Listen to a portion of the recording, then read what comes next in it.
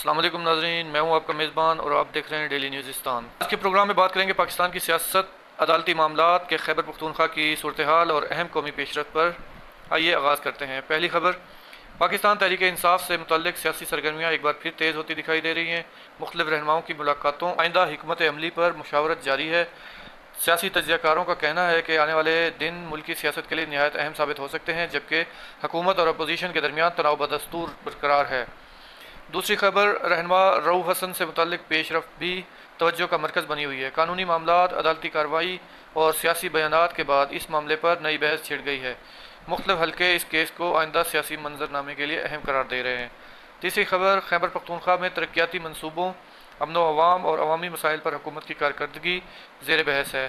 صوبائی حکومت کا کہنا ہے کہ عوامی سہولیات کی فراہمی اور بنیادی ڈھانچے کی بہتری کے لیے اقدامات جاری ہیں، جبکہ اپوزیشن ان دعووں پر سوالات اٹھا رہی ہے۔